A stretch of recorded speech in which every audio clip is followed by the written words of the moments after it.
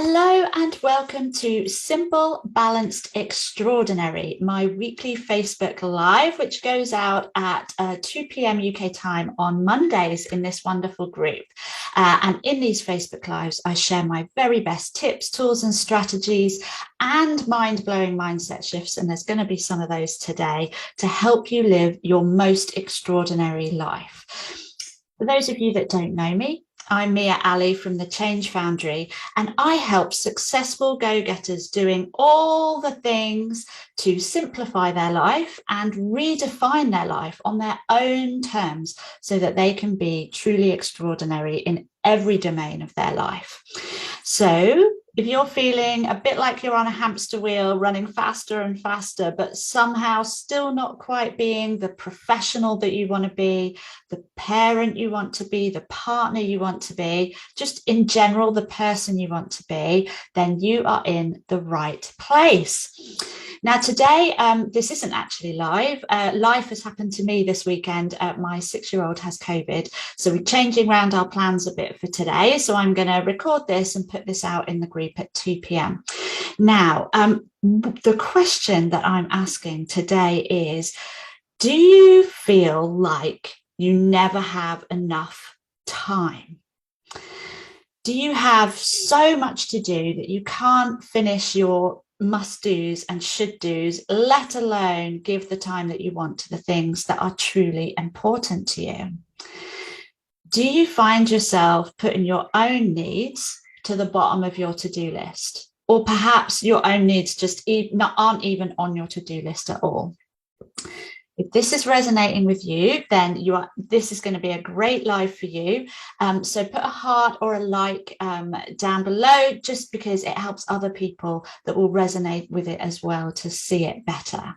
Okay, so if you want to get off the hamster wheel of doing, if you want to get in control of your time rather than time controlling you, if you want to make time for what's truly important to you, and if you want some time for yourself, then listen up, because I've got some great strategies for you today.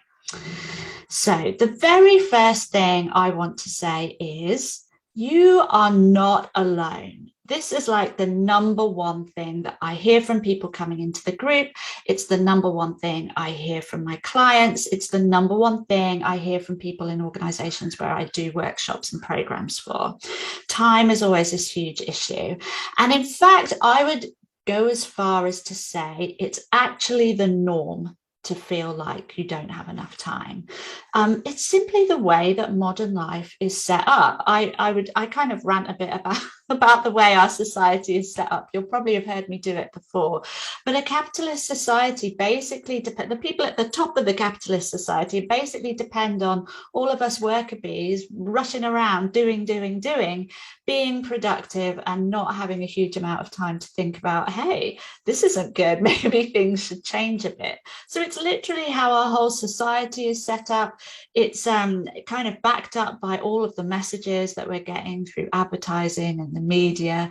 It's kind of part of our culture. Like now it's part of our cultural fabric. It hasn't always been that way. But in these kind of societies, that's definitely the place that we find ourselves now.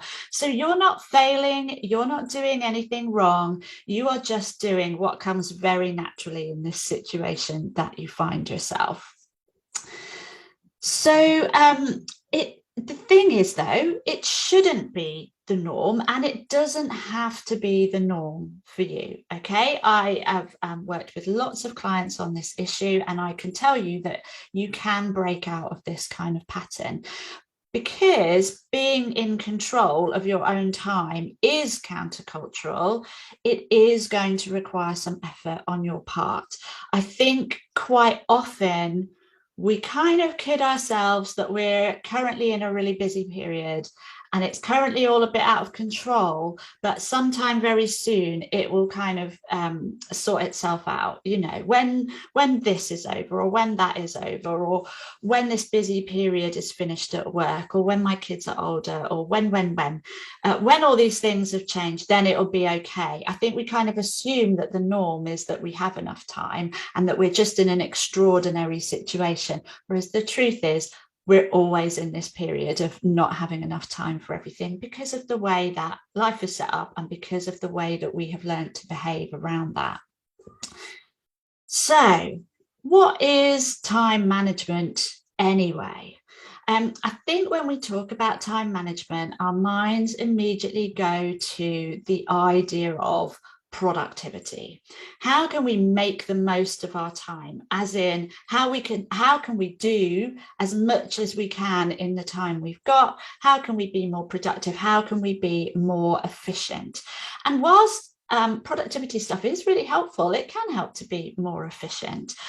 Rather than it being our first focus or our only focus, it's actually the very last thing that we need to look at. It should really be the icing on the cake and the cherry on top rather than the cake itself. Time management in its entirety is the process of planning and exercising conscious control over the time that we spend on specific activities. So it's not just about how to make the most of our time in the moment. It's about thinking about what on earth are we spending that time on in the first place. And I would suggest to you that time management is not a productivity issue. Time management is a mindset issue. It's a behavioral issue. And so rather than looking at productivity, we're going to go into the mindset and into our behavior first. So the first thing I always do with my clients on my programs and one-to-one coaching is taking a huge step back. Okay, it's very kind of hard to get a grasp on this when you're in the soup and really in the minutiae of your life and kind of thinking, oh, I've got to do this, I've got to do that. Here's my to-do list. It's like 100 things long. Take a really big step back and think about, what do you actually want to do with your time? Now, this sounds like kind of a simple step, but what often happens for people is they think, well, what do I really want to do with my time? I would really like to spend more time with my kids and I'd like to spend some time on myself. But the thing is, I've got to do all of this stuff and then work's kind of out of my control. And then that's just unrealistic. And before you ever get a chance to really kind of vision what you want out of your life, your inner critic and your shoulds and your must-dos make you small and make you kind of limit your thinking. So what I would really invite you to do is to take that step back, think about what you would ideally like to do with your time, and don't put any limits on yourself. You know, just thinking about what you'd like to do doesn't commit you to doing that. It doesn't mean you have to go away and make it happen somehow. Just imagine and have an idea and have a kind of brainstorm about what your life would look like ideally if you were spending time on the things you want to spend it on.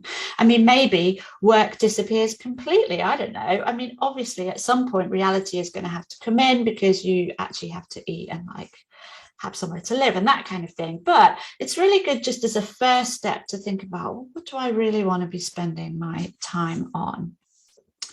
And in that kind of visioning, it's really key to think about what is truly important to you. And this can be also another bit of a challenging step sometimes, because sometimes we're so busy with the things we must do and should do and just following all the kind of reacting to what life is throwing at us. We've kind of forgotten what's important to us, who's important to us, what gives us energy, what we would like to be doing, how we'd like to be growing. I recently, just very recently this week, put a post up in the group all around getting in touch with your values. If you wish to find this, you can, if you just search for values in the group or search for Desert Island, there's a fun kind of exercise in there to get you in touch with your values. That's a really good starting place to think about what is truly important to you. So yeah, it's really interesting to think about how you're spending your time and energy, how you'd like to be spending your time and energy, and what you would like to be spending it on in terms of what's truly, truly important to you. And as part of that, I'm not, everyone is completely unique, right? What's truly important to you is going to be different from the person next to you. For just taking for an example, your work, for some people, work is this very kind of finite thing that people do to live, and they just want to spend the minimum number of hours doing it, and they're quite happy doing that, and they don't want to think about it outside of work, and that's fine. Other people, work is a huge calling, and they're actually very happy to be working extra hours on it and all that kind of thing. It's very individual. There's no right or wrong. But whilst you are all completely individual and your ideal way of spending time would be completely individual, there is one thing that I will insist on. I talked about this recently in the True Success Summit, if you caught that interview, but it's so important, I'm going to repeat it. And that is that you must take some time for yourself. And that's real time for yourself. So when I was in the interview, I was talking about the idea of, sometimes I talk to clients about what gives them energy and what takes energy away. So one of the things that gives me energy is my son. He is so awesome. I love spending time with him. He's really good fun. He's very creative, and it gives me tons of energy, not all the time, but quite often it gives me tons of energy to spend time with him.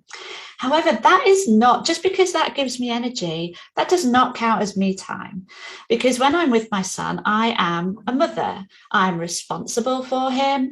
I have to be the adult in that relationship. I'm often absorbing his emotions. I sometimes have to bring limits. I have to be the one, like, often with the practical kind of side of things, the logistics of things. So that, even though that activity gives me energy, that is not me time. And interestingly, in the interview, I was speaking to Julie, who was interviewing me, and she said, oh, that's interesting, because one of the things that she loves to do is to walk her dog. And so previously she would have thought of that as me time, kind of lovely getting outside and walking the dog. But she did say that the dog is actually, oh my goodness, she loves her dog so much, but her dog is a little challenging to look after when they're on walks, and kind of reacts to other dogs. And so she always has to be quite aware of what's going on and all this kind of thing. So in that case, that is not true me time either. Quite often when I speak to people who are extremely busy and doing all the things, they've kind of forgotten what me time is, what doing nothing is. So I have done another live on that. I will put a link in the comments so you can catch up with the idea of doing nothing. It's just a short one, but it might be really interesting to think about what is me time, what's like real kind of time by myself, what's very kind of nourishing for me. And that again is going to be different for everybody. For one person it might be taking a lovely bubble bath, for another person it might be going for a walk in nature, for another person it might be reading, or whatever it is for you. It's not a kind of one size fits all.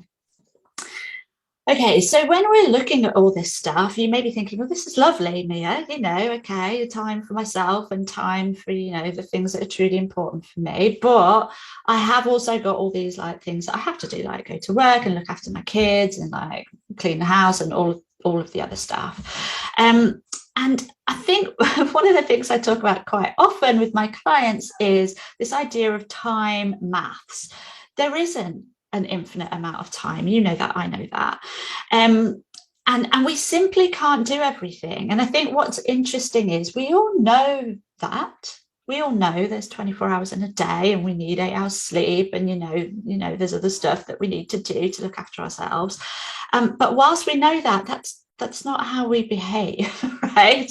We know that the simple time maths of a day, but we don't behave as if we know that. So what we often tend to do is there'll be kind of more obvious boundaries around certain things. So it'll be like, oh, I need to be at work from 9 to 5, or whatever your shifts are, or you're an entrepreneur and you set yourself some times you need to be at work. And then you need to look after your kids, and when your kids are home you have to look after them, and your partner comes home from work and they always need kind of half an hour of talking down about what's gone on during their day, and you've got family responsibilities, and you want to see your friends. So you've got all these things, and then the things that are truly important to you don't have those kind of obvious edges.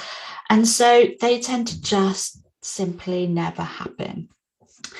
And here's the thing, I said this in the interview the other day as well, things like parenting, things like your relationship with your partner, things like work, they don't have edges, right? There is literally no end to the work that you could do.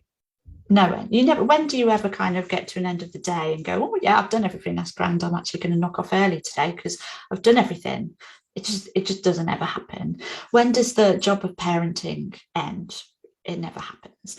So there are no edges, natural edges on those things. We have to define the edges for ourselves so that we can fit in the other things that are important to us. Now, for anyone who's spent any time with me whatsoever, you will know that because there's a finite amount of time in the day, there's a finite number of things that we can fit into the day, but quite often the number of things that we're trying to fit into our day is far greater than the things that will fit into the day, especially when we're trying to bring in these things that are important to us. And so the only answer, it's simple maths. The only answer is that we need to let some things go. We need to let some things go. And I think we all know that underneath, but we find it so very hard to do. We've got a lot of things that we feel are out of our control. We must do them. We should do them. I absolutely have to do this. And so those things all come first. And then suddenly there's no time left for anything else, and probably no time left for all of that either. So I think another really important kind of mindset shift that we have to make is looking at what is in our control. What are these shoulds? What are these musts? And are they truly shoulds? Are they truly musts? And are things truly out of our control? Now, of course, you know, we all need to work. We all need to put food on the table. We all need to put a roof over our head. And sometimes, or frequently, actually, it can feel like, well, this is my job and I just have to do it. And like it, you know, there's overtime and that's just how it has to happen because that's how it is, and et cetera, et cetera. And it can be very hard sometimes to feel like we have any control over that stuff. Ditto with parenting. That's another big thing that feels a bit like it's happening to us and there's no control over it.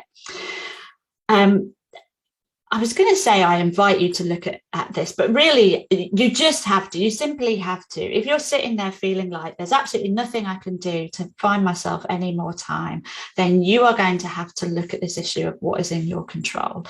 And okay, you might not be able to completely control how much time you spend on the things that you must or should do, but you can always, I guarantee it, you can always chip away at it. And I always use the example of the British cycling team. Now, I don't know if you know this story, you probably do. The British cycling team some years ago was like, I think the 2012 Olympics were coming up in the UK and they wanted to do really well. So they were like, right, how are we going to beat all the other teams?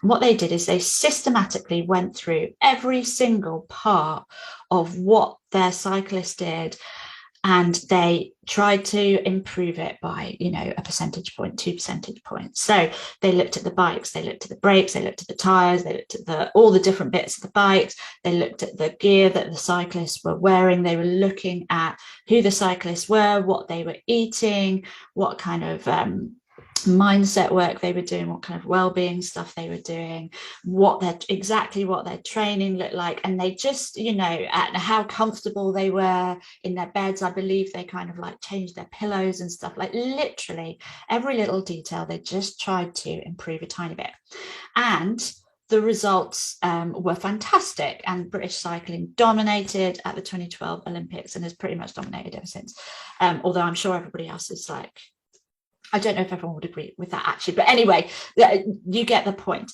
So so that is what you can do. Be the British cycling team without all the drugs, probably. Did I just say that?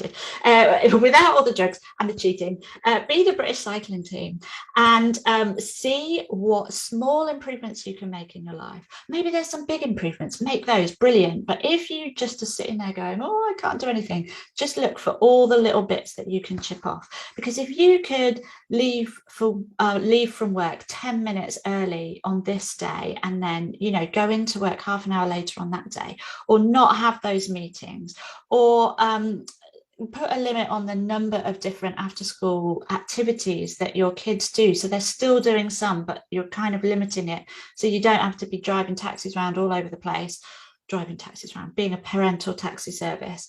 Anything that you start chipping away at all these things, and it will be quite transformative overall. And also, as you start to change your behavior, you'll get on a bit of a roll and you'll begin to get more and more in control of your time.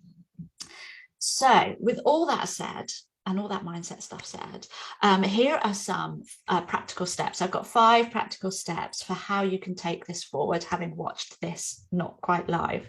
So number 1, I think it's really interesting to look at how you are spending your time. And when I say this, I'm not talking about how you think you're spending your time, because that can often be quite different from the reality. So how are you spending your time in reality?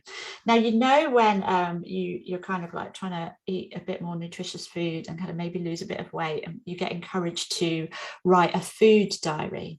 I'm inviting you to write a time diary. Don't overcomplicate it. Don't like do it by the minute.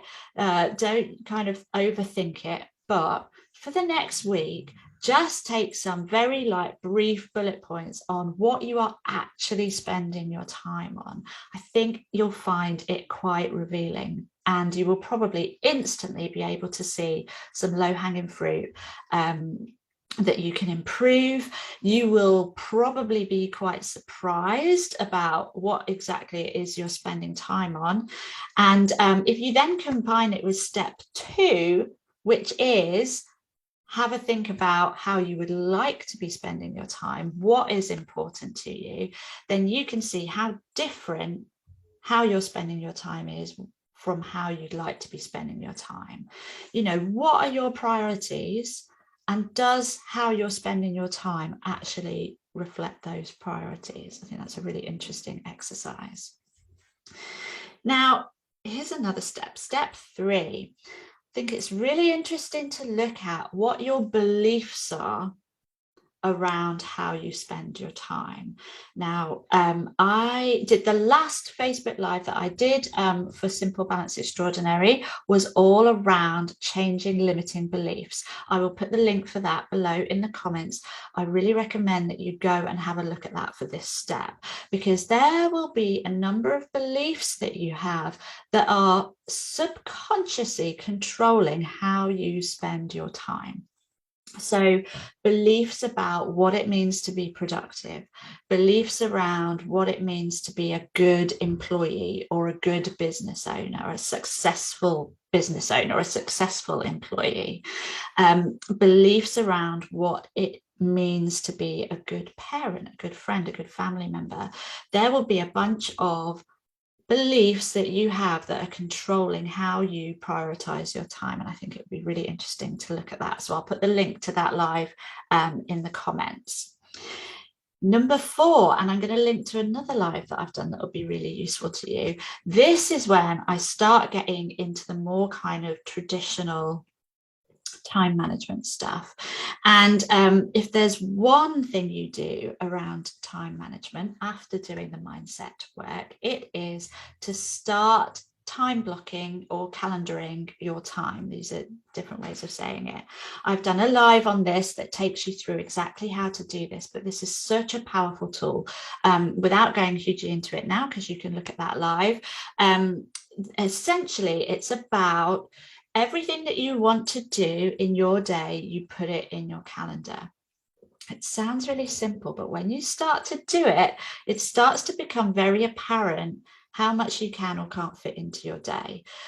Just the very exercise of starting to calendar will give you such a huge insight into how you spend your time, a realistic view of how long things take, because we always underestimate how long things are going to take. We always overestimate how much we can fit into our days or our weeks. So you will start calendaring things in, and then you'll be like, well, I really want to go to the gym 3 times a week, but I literally have no space in my week. And that will start you on the path of saying, well, okay, what can I let go of in order to let me look after my health? What can I let go of in order to be more focused on my kids, or whatever is important to you? So calendaring, a hugely important tool for this. It will really open your eyes as to how you're spending your time, how easy it is for you to fit things in, and it will allow you to start kind of rejigging your life. And the fact of the matter is, when it comes to things like spending time on ourselves, when it comes to seeing our friends and taking part in the hobbies and the things that really kind of nourish us as people and help us to grow, if you don't put them in your calendar, they won't happen. Because what will happen is all the shoulds and musts and your work and all of that stuff will just take over the available space. So you need to put these things that are truly important to you into your calendar and keep those appointments with yourself. Okay, and then the final tip that I have, and this is tip 5, and that is that there are, of course, some great productivity hacks to make you more efficient with your time, and they are worth doing. They just need to be the thing that you do at the end of this process, not to be your main focus. So I know, I love productivity hacks. I use lots myself. I have put together, I think my top 3 or maybe my top 5, I put them together in a live before, so I'll put the link to that, and you can find my favorites. I think one of them probably is calendaring. And you can have a look at those. And those are the hacks that I've chosen in that live are the ones that I have found to be the most useful and most effective and the most kind of bang for your buck. But they're also the ones that pretty much every productivity expert agrees on. So, you know, you're in safe hands with these hacks, because I know there's tons all over the internet, isn't there? But these are the ones that will really make a difference for you. So just as a bit of a bonus tip, that was my 5 tips. Just a bonus tip number 6 is that it's really important to regularly review how you're doing with this, because you might watch this live and be like, oh yeah, this is really good stuff, I'm going to do all this, and you kind of get started, and then, you know, it's hard to change this behavior that you've had for many years. It's difficult, and then it kind of peters out, and then, you know, a couple of months down the line, you've just gone back to your own old ways. So it's really great tip to, as part of your calendaring, calendar in some time for yourself to just kind of say, okay, how am I doing with all this stuff? Looking back to what I said was really important to me. How well have I been able to fit that into my time? How well have I been able to fit that into my life? Or have I kind of gone back to my old behaviors? So right now, you could put in your calendar a little date with yourself 1 month from now to just review how you have got on with what we've talked about today. And I recommend you make a date with yourself every month, perhaps every quarter if you feel like you're a bit more under control, whatever works for you, but get that in your calendar now. Okay, that's it. That's all. I mean, time management is such a huge topic, isn't it? And as I say, not a productivity issue, really. It's really a mindset issue and a behavior issue. And I know that it's kind of hard to change those things when we've been behaving the same way for many years, shaped by the situation that we're living in.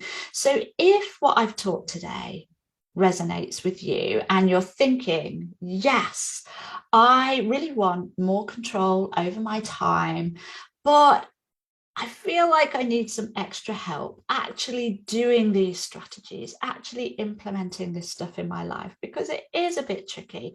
Or if you go and try this by yourself and in a few weeks' time, you're like, oh, I totally get what you were saying, Mia, but I'm finding it a bit hard to actually do it, then please send me a DM.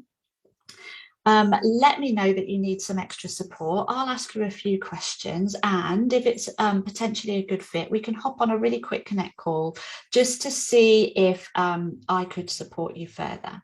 So don't hesitate to do that, because I do get it. I do get how hard it is to change our behavior that we've kind of had for years and years. And it's hard to be countercultural without support, but the rewards are so great if you can manage it. Okay, if you resonate with what I've talked about today, remember, give me a heart or a like, comment below. It just helps the Facebook gods to show the video to more people. And otherwise, I hope you have a wonderful rest of your bank holiday weekend. Bye for now.